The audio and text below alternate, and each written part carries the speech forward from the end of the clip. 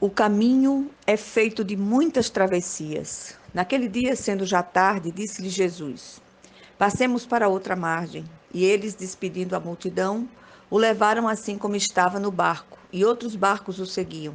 Ora, levantou-se grande temporal de vento, e as ondas se arremessavam contra o barco, de modo que o mesmo já estava a encher-se de água. E Jesus estava na popa, dormindo sobre o travesseiro. Eles o despertaram e lhe disseram: Mestre, não te importa que pereçamos? E ele, despertando, repreendeu o vento e disse ao mar: Acalma-te, emudece. O vento se aquietou e fez-se grande bonança. Então lhes disse: Por que sois assim tímidos? Por que é que não tendes fé? E eles, possuídos de grande temor, diziam uns aos outros: Quem é este que até o vento e o mar lhe obedecem? Marcos 4, 35 a 41. Antes de qualquer coisa, gostaria de chamar a atenção para o fato de que imediatamente antes deste episódio, mais precisamente nos versículos 33 e 34 deste mesmo capítulo, o evangelista Marcos dá uma explicação do porquê que Jesus falava por parábolas às multidões, muito embora falasse mais explicitamente aos seus discípulos em particular. Logo em seguida acontece a convocação de Jesus aos seus discípulos para passarem para outra margem do lago de Quinerete, ou Tiberíades, também chamado de Mar da Galileia. Aquele lago fica 200 metros abaixo do nível do mar Mediterrâneo e é assolado por muitas tempestades de vento que vêm dos montes em seu redor, principalmente o Monte Hermon. Aquela convocação de Jesus, mesmo tendo sido literal, trazia consigo um sentido parabólico para aqueles discípulos. Este outro sentido só poderia ser compreendido pelos ouvidos treinados de suas ovelhas. Jesus estava falando de uma travessia para um nível de espiritualidade que requeria fé, graça, resistência e resiliência. Se isso foi válido para os dias de Jesus, andando com seus discípulos visivelmente aqui na terra, o que dizer nos dias de hoje? Ele continua nos convocando a fazer muitas travessias. Aliás, o caminho é feito de muitas travessias.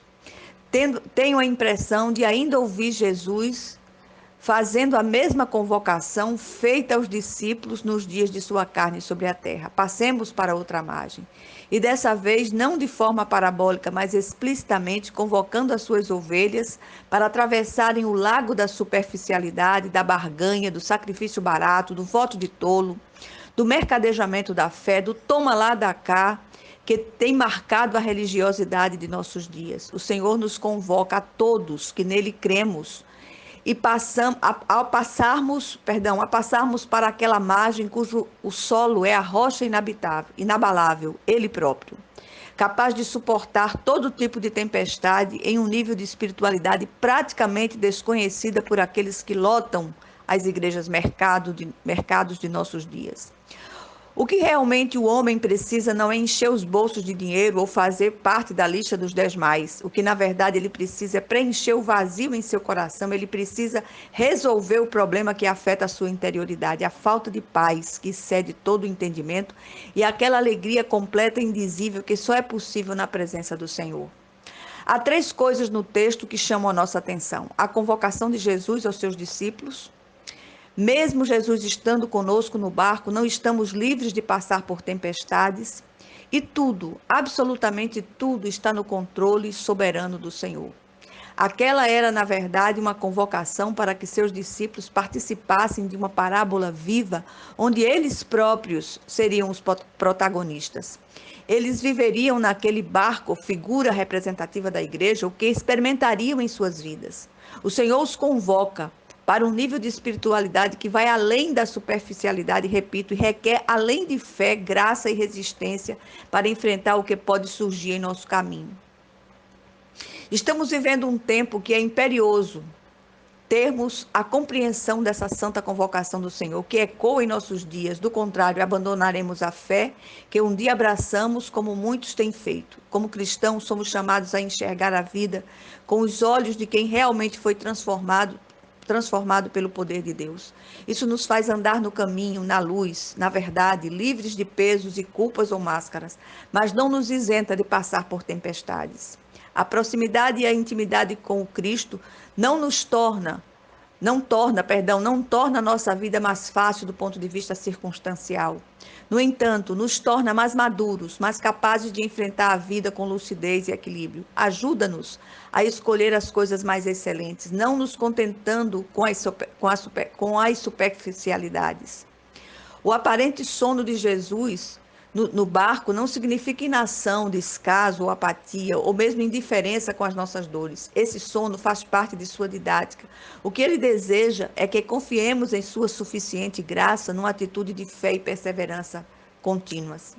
Descobrimos aqui que nada do que venha a nos acontecer está fora de sua área de controle e cuidado amoroso. Ele não nos promete livrar de passar por vales sombrios, de entrar em fornalhas ardentes, de atravessar desertos abrasadores, de enfrentar gigantes, mas garante a sua presença em todo o tempo.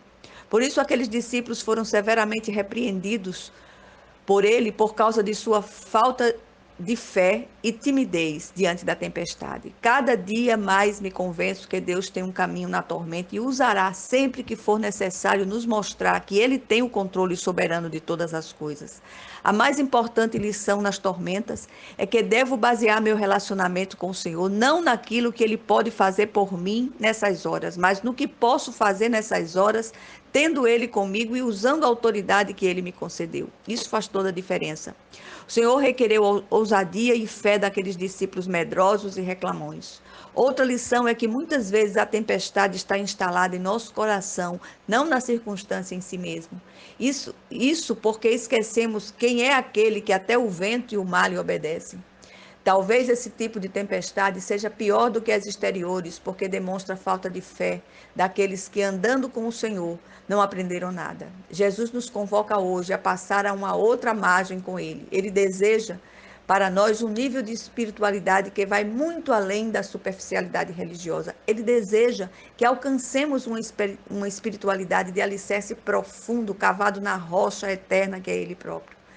Mesmo estando conosco no barco, ele certamente está, não estamos livres de enfrentar tempestades em nossa jornada por esta vida. Jamais devemos esquecer que o nosso Senhor é aquele que até o vento e o mar lhe obedecem. Portanto, ele está no controle de absolutamente tudo e nos concedeu autoridade. Que possamos discernir essas verdades em nome de Jesus Cristo. Amém.